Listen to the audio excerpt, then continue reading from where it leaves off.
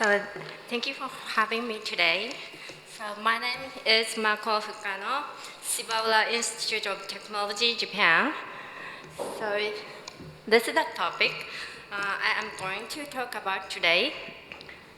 So that's running a marathon alter foot shape, and does it matter? So let's go. So running is one of the most popular sports in the world. In Japan, about 5.5 million people practice running and jogging in 2022. So during the COVID-19 pandemic in 2020, the participation rate among young people increased, as running and jogging can be performed by a single person without special facilities or equipment. The jogging running rate and estimated running population of 2020 reached record heights since the SSF National Sports Life Survey began. So in 2022, this trend was slightly lower, while the running rate was approximately the same as that in 2018. So the health benefits of running for physical and mental health are well established. So this data shows the major motivation for running being to stay in shape, stay healthy, while the second motivation is to relieve stress and find enjoyment. So despite of the health benefit of running, injuries are common and the top reason for its discontinuation. So the incidence of running-related injuries is 90 to 79%, and top 3 common injured body parts are knee, foot, and lower leg. So now let's move on from just running or jogging to completing marathons. So as you know, the marathon is a long-distance running event with a distance of 42.195 kilometers. So how many steps does it take to complete 42.195 kilometers? So the average runner's step length is 2.04 to 2.26 meters. So of course, this varies by the runner's running style, height, and speed, and fatigue level during a race. So assuming an average step length of 2.2 meters, so runners would take 90,180 steps to complete a full marathon. So one foot touches the ground approximately 9,500 times. And the body overall is impacted more than 90,000 times. So that is a very large number. So to advance the discussion on the marathon-related injuries, so we must know the load is repeatedly delivered many times. So let us take a look at the foot that receives the load by landing 9,500 times on one side. So the foot connects the human body to the ground and plays an important role in bipedal locomotion. So this movie shows how the load is applied to the arch of the foot during running. The foot, forming a dome-shaped structure with excellent mechanics, and has 3 arches: medial longitudinal, lateral longitudinal, and transversal arch. So the arch of the foot composed of the complex arrangement of bones and acts as a shock attenuator by lowering the arch height in response to weight bearing. So it's shown at the bottom of the slide. The lowered arch returns to its original state when the load is removed. So if we think about the behavior of the arch in the running situation, rolling arch occurs with every step. But when the foot repeats this motion over and over again while running a full marathon, more than 9,500 times on each side, the height of the arch may gradually decrease throughout the race. So does running a full marathon really change the shape of the foot? If so, how much does it change, and does it return to its original shape after the race? So we aim to determine the answers to these questions to advance the discussion on marathon-related injuries. So therefore, our research group collected data on the effect of running a full marathon on foot morphology. So I will show how the arch of the foot, which functions as a shock attenuator, changes when it's repeatedly subjected to the physical load of running over a distance of 42.195 kilometers. So first, we compared foot morphology pre and post-marathon. So we collected foot morphology data from 74 recreational college-age runners who completed Mount Fuji International Full Marathon from 2015 to 2018. The left and right foot postures of each subject were scanned using a 3D foot scanner 3 days before and immediately after the marathon. We set up the tent near the finish line and measured the athlete's feet immediately after they crossed the finish line. So these graphs show the pre- and post-race comparison of foot morphology. The left graph shows the navicular height, and the right graph shows the asymmetry index of the navicular height of runners. So navicular height, which was defined as the height of the most medial point of the navicular bone from the floor, significantly decreased from pre to post.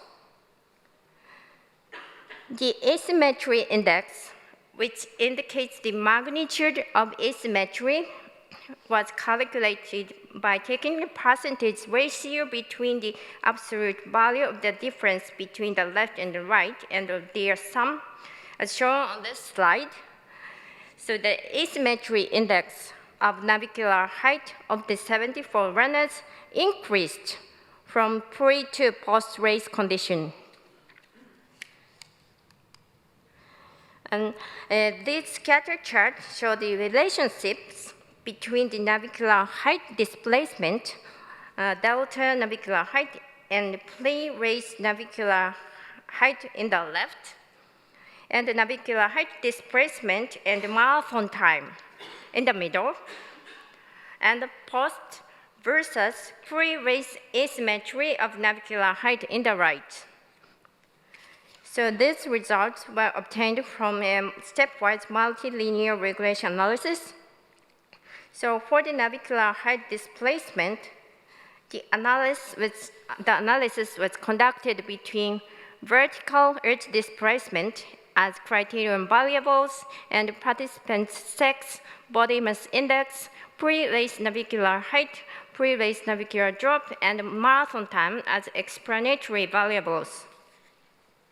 The analysis indicated that pre-race navicular height and marathon time significantly predicted navicular height displacement during running. So in the analysis of the post-race AI asymmetry index of navicular height as the criterion variables, the participants' sex, BMI, pre-race asymmetry of navicular height, and marathon time were the explanatory variables. The post-race asymmetry index of navicular height was significantly predicted by the pre-race asymmetry of index of navicular height.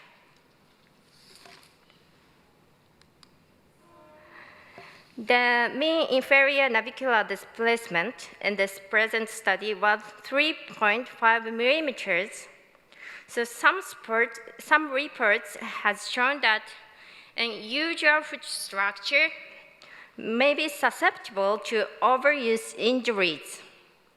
In particular, decreasing medial longitudinal arch height can be a factor for several running-related injuries.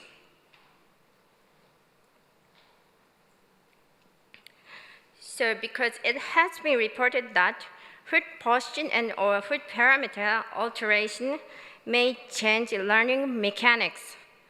Therefore, the first implication of this result is that the foot condition after marathon could be at a higher than normal potential risk of injury.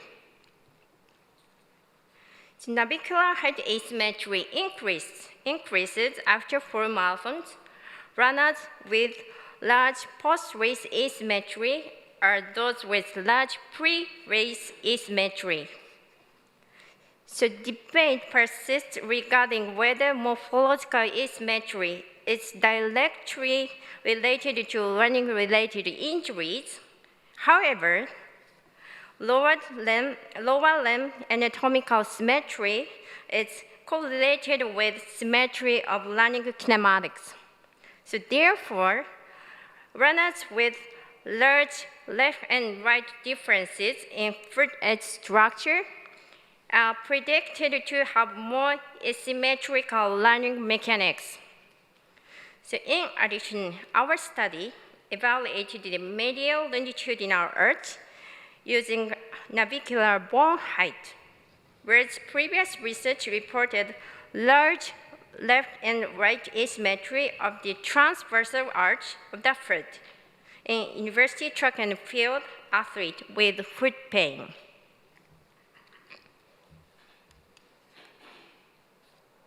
The next thing that we aim to determine is how long does it take the foot shape to return to normal after running. So changes in foot posture after prolonged running are believed to eventually recover in the normal foot. To our knowledge, there is no evidence to supporting this anecdotal belief. So if it takes time to recover or not recover, the risk of injury may increase because foot posture and parameter alteration may change the running mechanics. So therefore, the collection and analysis of data on foot posture alterations and recovery after running marathons are important for injury prevention. We collected foot morphology data from 11 college-age runners who completed Mount Fuji International Full Marathons in 2015 and 2016. The right foot posture of each subject was scanned using a 3D foot scanner 3 days before the race as the baseline. Immediately after the marathon, it's post, and 1, 3, 8 days after the marathon. So this graph shows the time course changes in navicular height from pre to 8 days after the marathon. So navicular height significantly decreased from pre to post. And at 1, 3, 8 days after the marathon. So that decreased navicular height after marathon run needed more than a week for recovery.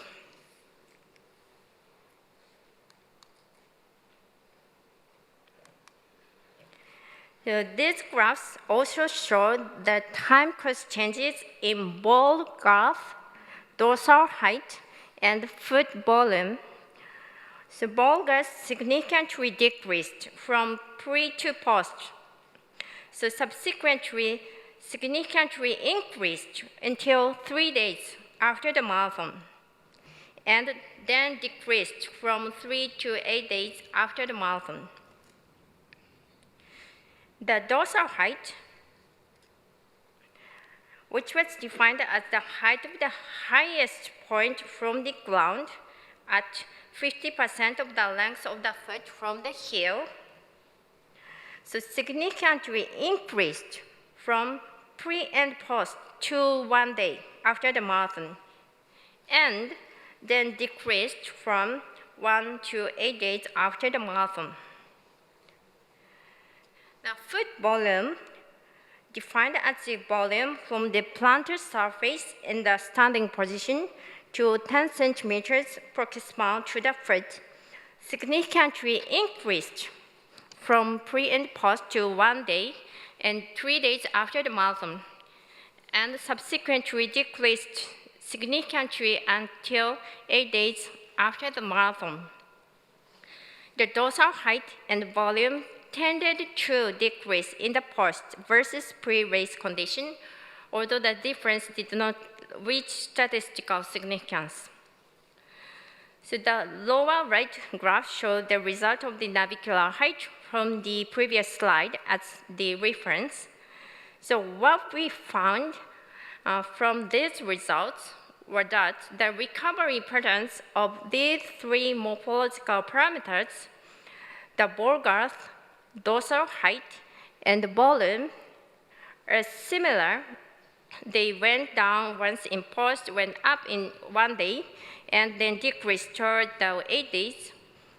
And the change patterns of these three parameters and the navicular heights are different. So about alignment, the navicular height decreased from the pre to post 1, 3, 8 days after the marathon. On the other hand, the external foot form, that ball girth, dorsal height, and volume increased temporarily at 1 day after the marathon, and subsequently decreased until 8 days after the marathon. So changes, these parameters correspond to the changes in foot volumes, so which may be associated with swelling. The blood perfusion and microtrauma due to repetitive landing during marathon running could cause swelling. So these results indicate that the value changes of external foot form and alignment did not synchronize. So in other words, a condition arises in which the ball girth, dorsal height, and the volume or shape increase while the earth structure decreased. So what kind of problems can we occur when foot morphology is altered during marathon running? So first, from an alignment perspective, we found that the decrease in navicular bone height lasted for more than 1 week. The same point I said earlier come up again. Some reports had showed that unusual foot structure are at potential risk of overuse injuries. So based on this result, we should consider conditions in which at higher risk of injury continues for longer than a week. So however, this study couldn't determine when the normal foot shape would return. So however, it is believed that at least 1 week is required for the foot to return to the pre-race state. So this is important because resuming daily and high-impact training without allowing recovery from the micro-trauma and muscle fatigue induced by marathon running could increase the runner's risk of injury. And about the external foot shape alteration, footwear fit and or comfort could be affected during a marathon running. So ball guards significantly decreased where the dorsal height and the volume tended to decrease after versus before marathon completion. So reduced circumference and volume can create undesirable extra space within the shoes. So which runners tie tightly before running and do not retighten during the long distance running in most cases. So poorly fitted footwear can lead to dermatological problems such as blisters owing to foot movement within the shoes that increases friction during long distance running. The previous research reported that 0.2 to 39% of marathon runners report running-related blisters, making it the most common. So it is reported that runners who develop foot blisters experience significantly more knee overuse injuries in their knee during basic training. So although skin problems are often considered less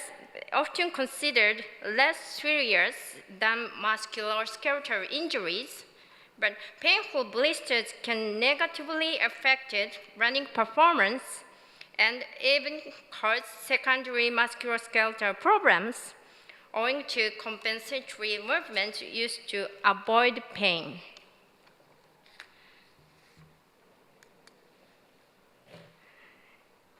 So these morphological factors presented here included alignment-related variables, such as navicular height, and shape and size-related variables, such as ball girth, dorsal height, and volume. In research on running injuries, alignment received much focuses. But in long-distance running, shape and size information should also receive attention. So this is because dermatological problems accompanied by incorrect shoe fitting can lead to running-related injuries. So therefore, in the future, it will be necessary to investigate morphological changes, including foot alignment, shape and size, as well as the occurrence of running-related injuries due to long-distance running. So finally, let's answer the question asked in the title of this talk. So does running a marathon alter foot shape? The answer is yes. So why does this matter? The changes in foot shape could increase runners' risk of cutaneous and musculoskeletal injuries. So I would like to thank my collaborators for conducting this research with passion for sports sciences. So I also thank the mentors who led me to sports sciences, Atoru Fukubayashi and Shigeo Iso. So the work I introduced today was supported by JPJS Kakenhi. So a special thanks goes to family members. So thank you for your attention.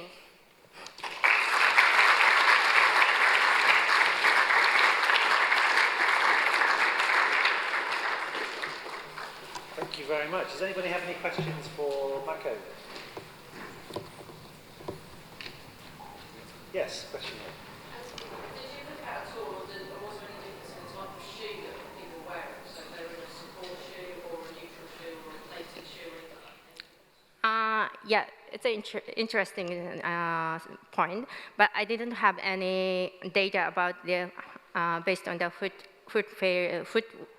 footwear differences. But we have a trend of footwear. So the 20 years ago, the thin right running shoes is really focused and 5 fingers barefoot shoes, and now we use the thicker cushion. So it could be some effect on foot morphology. Yeah. Okay. Yes. Yes, similar question really. Did you include athletes who were wearing orthoses or were they excluded? About the. So the orthosis is the. So I didn't collect data about the orthosis insert. Well, yeah, the footwear. It's the next challenge. Yeah. Okay, I think we'll stop there. Okay. Thank you very much, and we will. Yeah, we'd like to come down. Thank you very much.